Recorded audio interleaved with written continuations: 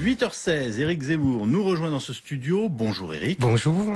Selon notre sondage, Kantar s'offrait One Point pour RTL, Le Figaro et LCI, une candidature présidentielle de Manuel Valls ne ferait pas mieux que celle de François Hollande. Visiblement à Matignon, c'est la désillusion. Il se prépare sans se préparer, tout en se préparant.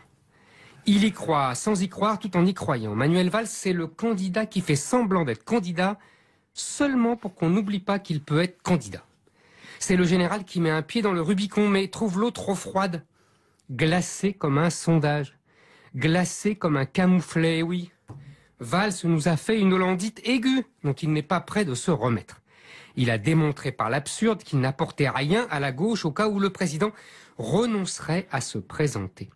S'il voulait faire pression sur l'Élysée pour le pousser à se retirer du jeu, c'est raté.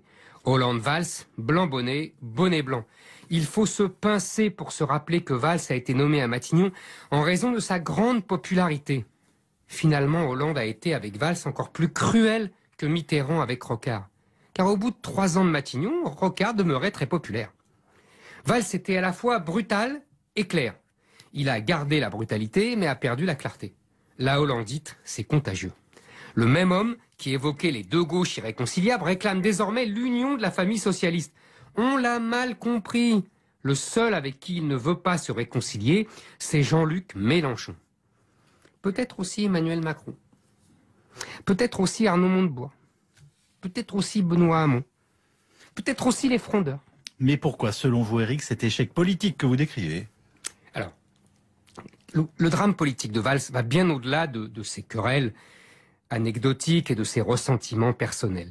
Il portait à gauche une identité politique originale. Il voulait être le Tony Blair français.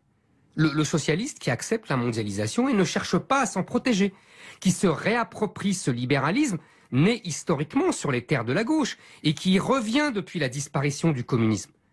Il incarnait l'homme de gauche qui promet d'être dur avec le crime et avec les causes du crime, qui ne s'embarrasse pas des habituelles excuses sociologisantes.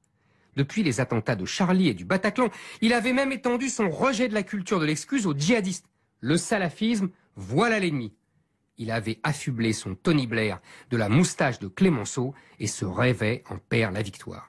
Il se croyait à la pointe de la modernité et ne s'est pas aperçu que son Tony Blair était devenu ringard à l'heure où en Angleterre même, les conservateurs redécouvrent le protectionnisme et la préférence nationale.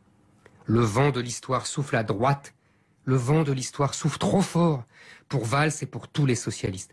Aucun candidat de gauche n'a de chance sérieuse de gagner la prochaine présidentielle, ni même d'accéder au second tour.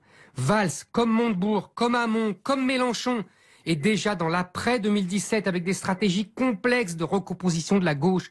Ils ne se rendent pas compte que c'est la gauche tout entière qui est en train de mourir, qu'elle aura le destin de supplétif d'une droite jupéisée face au Front National.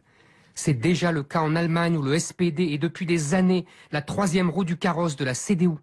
Valls serait alors un Bayrou un peu plus chic, un Macron un peu moins jeune. Il montera in extremis dans la voiture balai du jupéisme. Lapsus intéressant. Oui. Ce sera au nom des valeurs de la République, mais pas dans la voiture balai. Éric Zemmour. Yves Calvi sur RTL. Expliquez.